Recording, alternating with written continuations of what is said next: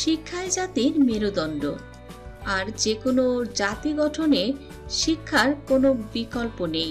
এই পৃথিবীতে যেসব জাতি অগ্রগতি অর্জন করছে তাদের পেছনে তাকালে দেখা যাবে কোনো না কোনো জ্ঞানী ব্যক্তির হাত রয়েছে।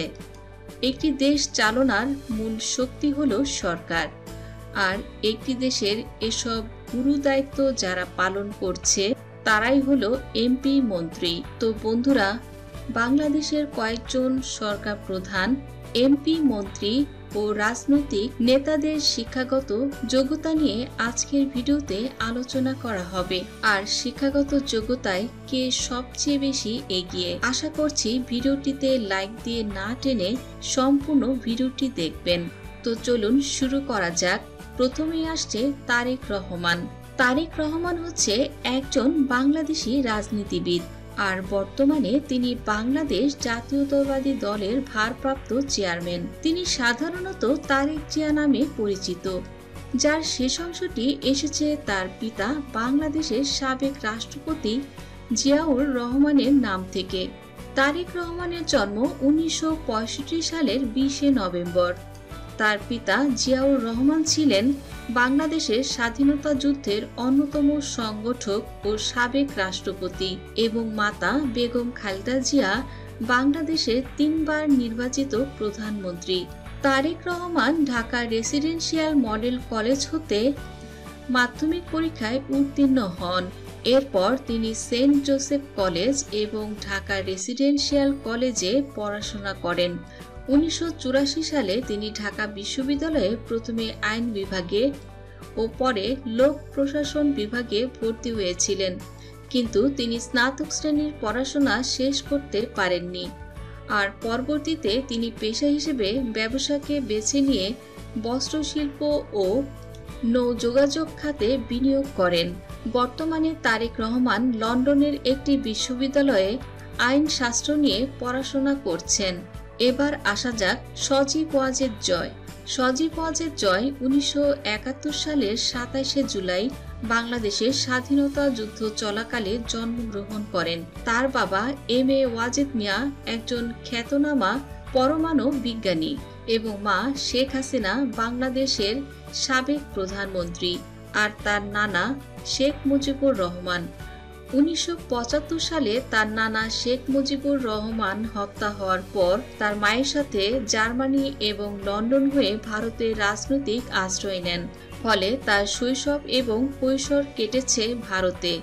সেন্ট জোসেফ কলেজ হতে স্নাতক শেষ করার পর যুক্তরাষ্ট্রের the university of Texas at Arlington থেকে কম্পিউটার বিজ্ঞানে স্নাতক শেষ করেন জয়, আর পরবর্তীতে হার্ভার্ড বিশ্ববিদ্যালয় থেকে লোক প্রশাসন বিষয়ে স্নাতকোত্তর ডিগ্রি অর্জন করেন। আর বর্তমানে তিনি স্থায়ীভাবে মার্কিন যুক্তরাষ্ট্রের ভার্জিনিয়ায় বাস করছেন। এ পর্যায়ে আসে দীপমণির নাম। 2018 সালের একাদশ জাতীয় সংসদ নির্বাচনে আওয়ামী লীগের প্রার্থী হিসেবে চাঁদপুর 3 আসনের সংসদ সদস্য নির্বাচিত হন দীপমণি। একই সাথে তিনি শিক্ষামন্ত্রী হিসেবে নিয়োগ পেয়েছিলেন, আর দীপমণি ছিলেন বাংলাদেশের প্রথম নারী শিক্ষামন্ত্রী। তিনি 1965 সালের 8 ডিসেম্বর চাঁদপুর সদর উপজেলার রামপুর ইউনিয়নের কামরাঙ্গা গ্রামে জন্মগ্রহণ করেন। আর তার পিতা 21 পদক বিজয়ী ভাষা আন্দোলন কর্মী ও রাজনীতিবিদ এম এ ওয়াদুদ, আর মাতা রহিমা ওয়াদুদ ছিলেন শিক্ষিকা। দীপমণি হলিক্রস কলেজ থেকে এইচএসসি পাশ করেন, আর তিনি ঢাকা মেডিকেল কলেজ থেকে এমবিবিএস এবং বাংলাদেশ জাতীয় বিশ্ববিদ্যালয় হতে এলএলবি পড়েন। এমবিবিএস ডিগ্রি লাভের পর মার্কিন যুক্তরাষ্ট্রের জনস হপকিন্স বিশ্ববিদ্যালয়ের স্কুল অব পাবলিক হেলথ থেকে এমপিএইচ ডিগ্রি অর্জন করেন। এছাড়া তিনি লন্ডন বিশ্ববিদ্যালয় থেকে আইন বিষয়ে মাস্টার্স ডিগ্রি ও হার্ভার্ড বিশ্ববিদ্যালয় থেকে সমঝোতা ও দ্বন্দ্ব নিরসনের উপর একটি কোর্স সম্পন্ন করেন। তার শিক্ষাগত যোগ্যতায় প্রমাণ পাওয়া যায় তিনি শিক্ষামন্ত্রী হওয়ার সর্বোচ্চ যোগ্যতার ছিলেন।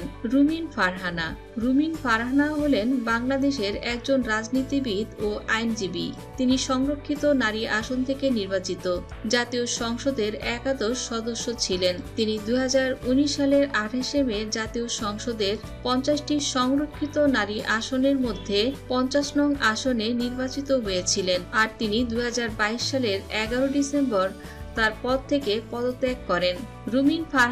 রুমিন ফারহানা বাংলাদেশ জাতীয়তাবাদী দল সহ আন্তর্জাতিক বিষয়ক সম্পাদক হিসেবে নিযুক্ত হন। রুমিন ব্রাহ্মণবাড়িয়া জেলার বিজয়নগর উপজেলার ইসলামপুরে মুসলিম পরিবারে জন্মগ্রহণ করেন। তার পিতা অলি আহাদ বাংলাদেশী রাজনীতিবিদ ও স্বাধীনতার পুরস্কার বিজয়ী ভাষা সৈনিক। রুমিন হলিক্রস স্কুল থেকে মাধ্যমিক এবং ভিকারুন্নেসা স্কুল অ্যান্ড কলেজ থেকে উচ্চ মাধ্যমিক সম্পন্ন করার পর লন্ডন বিশ্ববিদ্যালয় থেকে আইন বিভাগে তার স্নাতক সম্পন্ন করেন এবং যুক্তরাজ্যের লিঙ্কস ইন থেকে ব্যারিস্টার ডিগ্রি অর্জন করেন। ওবায়দুল কাদের বাংলাদেশের কয়েকটি উল্লেখযোগ্য রাজনৈতিক নেতার মধ্যে সবসময় আলোচনায় থাকা নেতা ছিলেন ওবায়দুল কাদের। তাছাড়া ওবায়দুল কাদের বাংলাদেশের সড়ক ও সেতু মন্ত্রীও ছিলেন। ওবায়দুল কাদের 1952 সালের 1 জানুয়ারি নোয়াখালী জেলার কোম্পানীগঞ্জ থানার বড় রাজারপুর গ্রামে জন্মগ্রহণ করেন। তার পিতার নাম মোশাররফ হোসেন এবং মাতা ফজিলাতুন নেসা।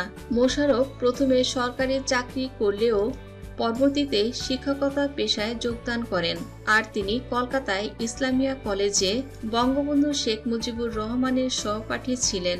সরকারি উচ্চ বিদ্যালয় থেকে মাধ্যমিক পাশ করেন। তার বাবা সেই বিদ্যালয়ের শিক্ষক ছিলেন। ওবায়দুল কাদের নোয়াখালী সরকারি কলেজ থেকে উচ্চ মাধ্যমিক সম্পন্ন করে ঢাকা বিশ্ববিদ্যালয়ে ভর্তি হন এবং ঢাকা বিশ্ববিদ্যালয় থেকে রাষ্ট্রবিজ্ঞানে স্নাতক ডিগ্রি অর্জন করেন। ফখরুল ইসলাম বাংলাদেশের বর্তমান সময়ে সরকার বিরোধী জাতীয়তাবাদী দলের সবচেয়ে জনপ্রিয় ও প্রভাবশালী নেতা হলেন মির্জা ফখরুল ইসলাম আলমগীর। মির্জা ফখরুল ইসলাম আলমগীর 26 জানুয়ারি 1948 সালে ঠাকুরগাঁও জেলায় জন্মগ্রহণ করেন।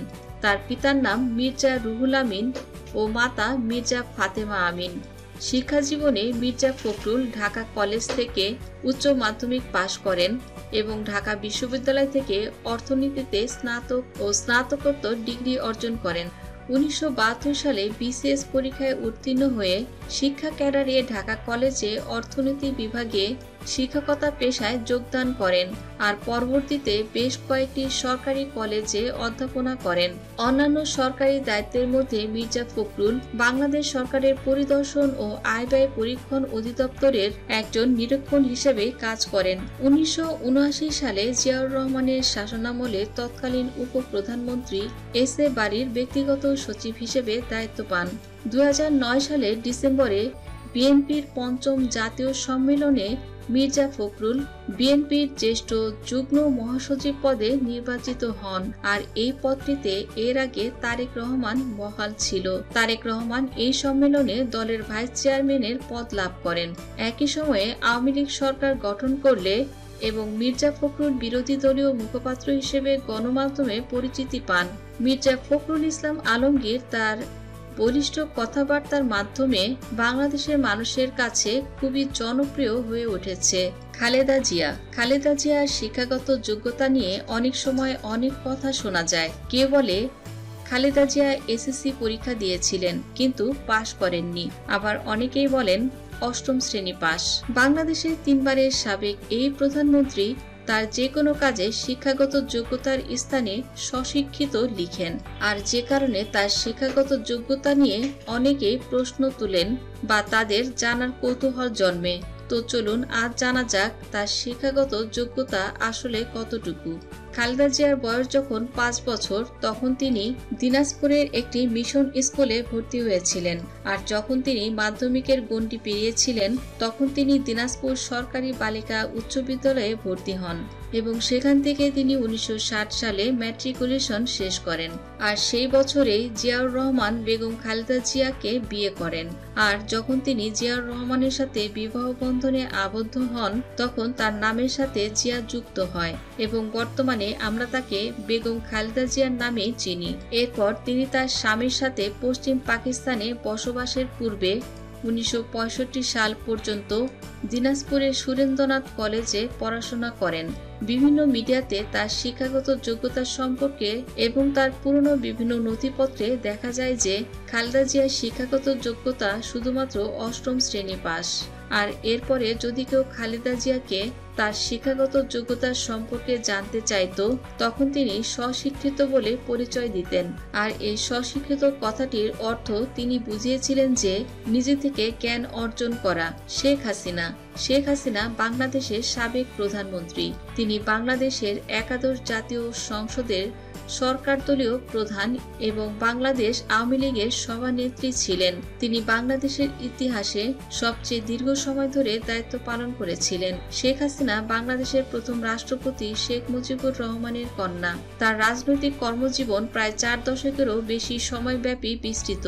তিনি 1986 থেকে 1990 ও 1991 থেকে 1995 পর্যন্ত বিরোধী দলের নেতা এবং 1996 থেকে 2001 পর্যন্ত প্রধানমন্ত্রীর দায়িত্ব পালন করেছিলেন এবং 1981 সাল থেকে তিনি বাংলাদেশের আওয়ামী লীগের সভাপতির দায়িত্ব পালন করছেন। শেখ হাসিনা বাংলাদেশের টুঙ্গিপাড়ায় 1947 সালের 28 সেপ্টেম্বর জন্মগ্রহণ করেন। শৈশবে শেখ হাসিনার শিক্ষা জীবন শুরু হয় গোপালগঞ্জের টুঙ্গিপাড়ার একটি পাঠশালায়। 1956 সালে টিকাটুলির নারী শিক্ষা মন্দির বালিকা বিশ্ববিদ্যালয়ে ভর্তি হন শেখ হাসিনা। 1965 সালে আজিমপুর বালিকা বিদ্যালয় থেকে মাধ্যমিক পাশ করেন। 1947 সালে ঢাকার বকশীবাজারের ইন্টারমিডিয়েট গভর্নমেন্ট গার্লস কলেজ থেকে উচ্চ মাধ্যমিক পাশ করেন। একই বছর ঢাকা বিশ্ববিদ্যালয়ের বাংলা বিভাগে ভর্তি হন তিনি। শেখ হাসিনা ঢাকা বিশ্ববিদ্যালয়ের ছাত্রলীগের একজন সদস্য এবং ছাত্রলীগের রোকেয়া হল শাখার সাধারণ সম্পাদক ছিলেন। 1973 সালে শেখ হাসিনা ঢাকা বিশ্ববিদ্যালয় থেকে বাংলায় স্নাতক ডিগ্রি অর্জন করেন। তো বন্ধুরা, রাজনৈতিক ব্যক্তিত্ব এই সকল নেতা কর্মীর মধ্যে আপনার কাকে বেশি পছন্দ আর কাকে সবচেয়ে বেশি ভালো লাগে অবশ্যই কমেন্ট করে জানিয়ে দিন। ভিডিওটি ভালো লাগলে শেয়ার করুন এবং চ্যানেলটিতে নতুন হলে অবশ্যই চ্যানেলটি সাবস্ক্রাইব করুন। ধন্যবাদ।